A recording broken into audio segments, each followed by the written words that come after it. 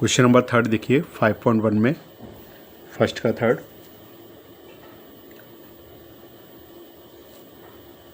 इसमें लिखा है प्रत्येक मीटर की खुदाई के बाद एक कुआं खोदने में आई लागत 150 रुपये है।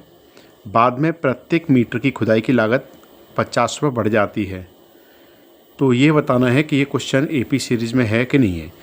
इसको फिर से समझें। जैसे मान लीजिए कुआं खोदा जा रहा है और कुआं खोदने में क्या हो रहा है कि जो पहली मीटर की जो खुदाई हो रही है, जो पहले मीटर की जो खुदाई हो रही है ऊपर, उसमें कितना खर्चा आ रहा है। प्रत्येक मीटर की खुदाई के बाद एक कुआं खोदने में आई लागत रुपये 150 है।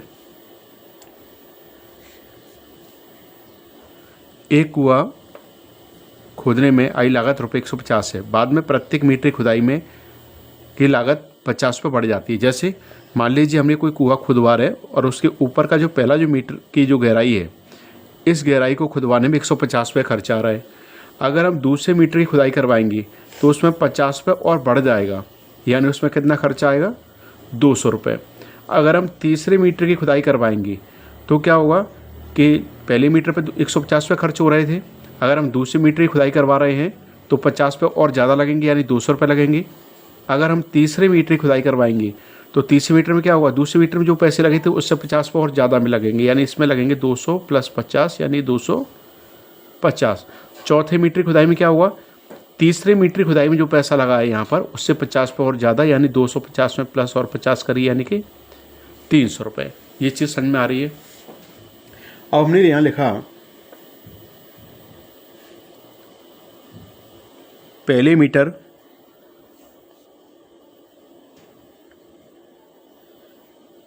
खुदाई की लागत 150 रुपये है। जब हमने कुएं की खुदाई करवाई तो पहले मीटर की जो खुदाई हो रही है उस पर कितना रेट ले रहे हैं, वो कितने पैसे ले रहे हैं, 150 रुपये प्रति मीटर स्क्वायर, प्रति मीटर के हिसाब से ले रहे हैं। पहले जो मीटर की जो हमने खुदाई करवाई उसके चार्ज कितना लिया उन्होंने, एक मीटर का 150 रुपये। लेकिन जैसे हम दूसरे मीटर की खुदाई करवाएंगे उसके अंदर जब 1 मीटर और गहरा जाएंगे, यानी दूसरे मीटर की जब खुदाई करवाएंगे तो खर्चा कितना आ रहा है, 150 रुपये में 50 रुपये और बढ़ के लग रहा है, यानी हर मीटर पर 50 रुपये की वृद्धि हो रही है। समझ में आ रहा है। प्रत्येक मीटर की खुदाई में वृद्धि कितनी है, 50 रुपये है। ठीक है। पहले मीटर की खुदाई की लागत कितनी है, 150 रुपये है। लेकिन जैसे ही हम खुदाई को और आगे बढ़ाएंगे कुएं की खुदाई को तो हर मीटर पर 50 रुपये की वृद्धि होगी। तो पहले मीटर की खुदाई की लागत हो गई 150 रुपये और प्रत्येक मीटर की खुदाई में वृद्धि कितनी हो रही है, 50 रुपये। तो दूसरे मीटर की खुदाई की लागत क्या होगी, दूसरे मीटर की खुदाई की लागत, देखिए पहले मीटर की खुदाई में खर्चा हो रहा था 150 रुपये, लेकिन हम जब दूसरे मीटर की खुदाई करवाएंगे तो उसमें खर्चा जो 50 रुपये और बढ़ जाएगा, यानी कितने रुपये लगेंगे, 200 रुपये।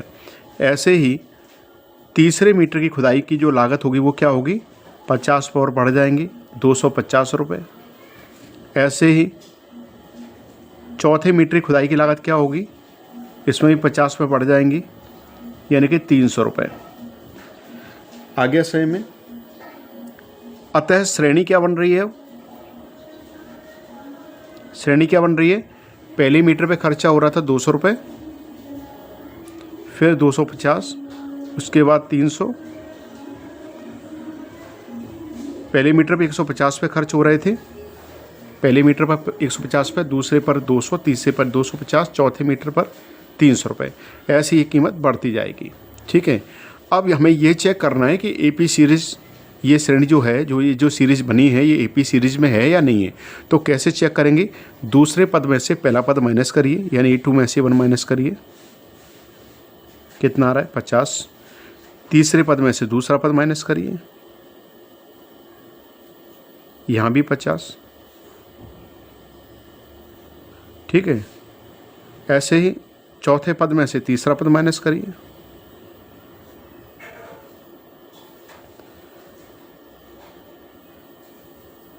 तो A2 - A1 की जो वैल्यू है और A3 - A2 की जो वैल्यू है या फिर A4 माइनस A3 की वैल्यू है, सब कैसी हैं, बराबर आ रही हैं और सबका जो डिफरेंस है वो कितना आ रहा है, 50 आ रहा है। तो इसका मतलब ये हुआ, अतः दी गई श्रेणी AP है। अब इसमें देखिए क्वेश्चन नंबर 2 क्या लिखा है, दी गई AP के प्रथम 4 पद लिखिए। दी गई AP के क्या लिखने हैं आपको, प्रथम 4 पद लिखने हैं, ठीक है, जिसमें A का मान यानी प्रथम पद A है और सारवंतर यानी कि कॉमन डिफरेंस क्या है, T है। A का मान दिया हुआ है, पहला पद दिया हुआ है, और जो श्रेणी के जो सभी पद हैं उनके बीच में 10 का अंतर है, ये भी दिया हुआ है। हमें श्रेणी के 4 पद आगे के निकालने हैं। तो पहला पद तो दिया हुआ है, यानी अगर हम सीरीज का पहला पद निकालना है A1, तो A1 मतलब पहला पद A, तो वो तो दिया हुआ है पहले से ऑलरेडी 10। अगर हमें सीरीज का दूसरा पद निकालना है A2, तो दूसरा पद का निकालने का फॉर्मूला क्या होता है, A प्लस डी।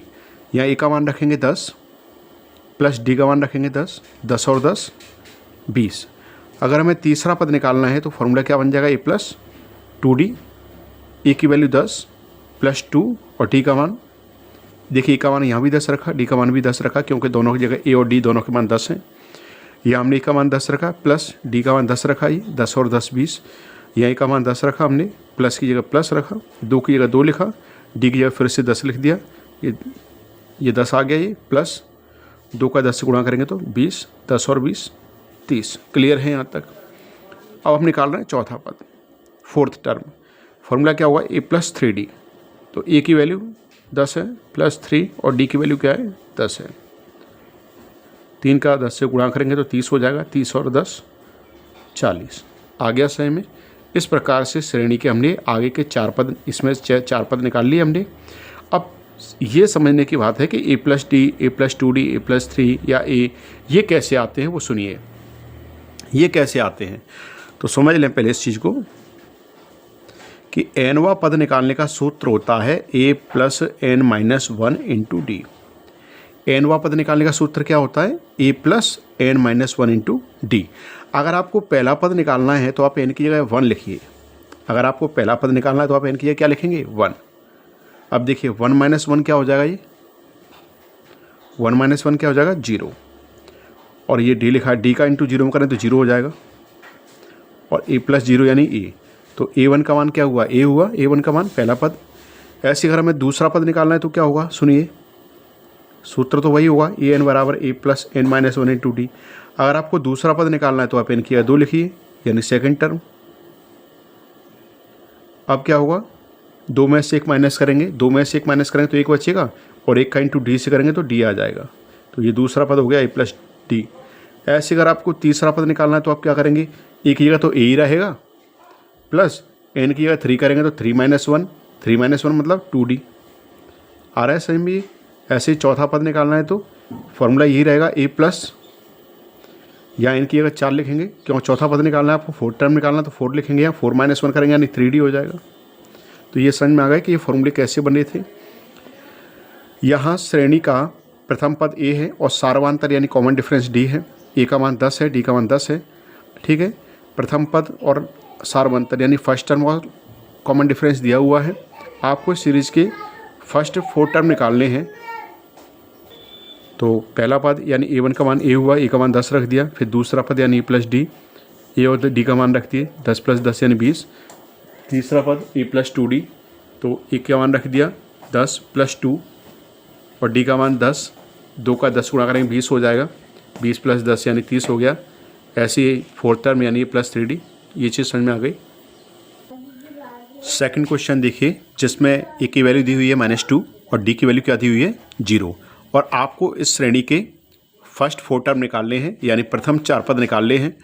सूत्र हम पढ़ चुके हैं। AN का सूत्र क्या होता है, AN का सूत्र होता है A plus n minus 1 into T, ठीक है।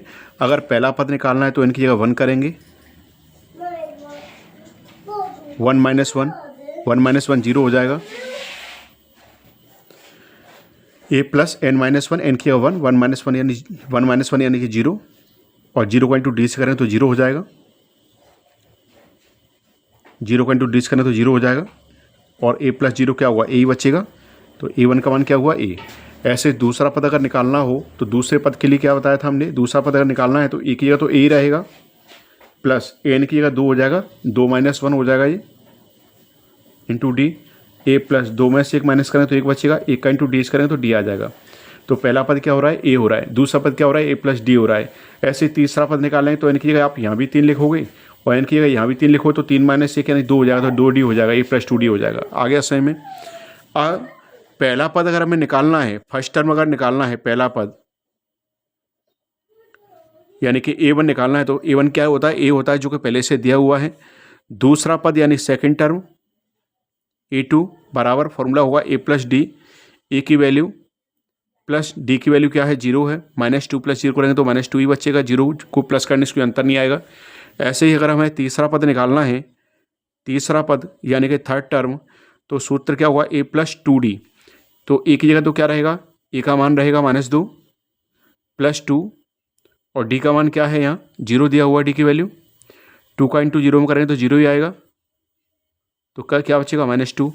ऐसे अगर चौथा पद निकालना है, चौथा पद यानी फोर्थ टर्म निकालना है अगर, तो ए प्लस, अब चौथा पद निकालना तो अब यहाँ एन की जगह 4 करेंगे तो 4 - 6 करेंगे तो 3D हो जाएगा, ए प्लस 3D, ए की वैल्यू क्या है, -2 + 3 और डी का मान 0 है, 3 का इंटू 0 में करें तो 0 ही हो जाएगा और 0 को प्लस करने से कोई अंतर नहीं आया तो -2 ही बचेगा, ये चौथा पद। क्लियर हुआ यहाँ तक। इसके बाद जो अगला क्वेश्चन है इसका, ए की वैल्यू दी हुई है 4, ए की वैल्यू दी हुई है 4 और डी की वैल्यू क्या दी हुई है, -3। ठीक है, ए की वैल्यू 4 दी हुई है और डी की वैल्यू क्या दी हुई है, -3। इसमें भी देखिए पहला पद अगर हमें निकालना है, पहला पद क्या था, A1 यानी ए का मान क्या दिया हुआ है, 4 दिया हुआ है। ठीक है, अगर हमें दूसरा पद निकालना है, दूसरा पद यानी A2, तो दूसरे पद का सूत्र क्या था, A प्लस डी, ए की वैल्यू भी 4 है, प्लस और डी ए की वैल्यू क्या है, 4 है तो ए की जगह हमने 4 लिख दिया, प्लस की जगह प्लस लिख दिया, प्लस की जगह प्लस लगा दिया यहाँ, और डी की वैल्यू क्या दी हुई है, -3। तो ये तो प्लस का 4 है और ब्रैकेट हटाएंगे, इस कोष्टक को हटाएंगे तो प्लस माइनस मिल के क्या हो जाएगा, -3 की जगह हमने 3 लिख दिया। जैसे ही 4 में से 3 माइनस करेंगे तो यहाँ बचेगा 1। इसके बाद अगर हमें तीसरा पद निकालना है यानी A3 निकालना है तो उसका सूत्र क्या होता है, फॉर्मूला क्या होता है, A प्लस 2D। ए की जगह हम ए की वैल्यू रखेंगे 4, प्लस की जगह प्लस, 2 की जगह 2 और डी की जगह डी की वैल्यू रखेंगे -3। 4 प्लस 2 का इंटू -3 से करेंगे, ये प्लस का 2 है और -3 है, इनका इंटू करेंगे तो क्या आएगा, -6 आएगा और इसमें से माइनस करेंगे तो -2। ऐसे ही चौथा पद, सूत्र क्या हुआ, A प्लस 3D, ए की जगह ए की वैल्यू रखेंगे 4 + 3, डी की जगह डी का मान क्या रखेंगे, यहाँ देखिए ए की जगह तो बार बार 4 ही रखेंगे क्योंकि मान 4 दिया हुआ है और जहाँ भी डी हुआ वहाँ -3 लिखना है, तो यहाँ डी की जगह -3, ये 4 लिख दिया, प्लस 3 का इंटू -3 करें तो -9, इसमें से माइनस करी तो -5। ऐसे ये पहला पद हुआ जो दिया हुआ था पहले से 4, ये दूसरा पद हुआ 1।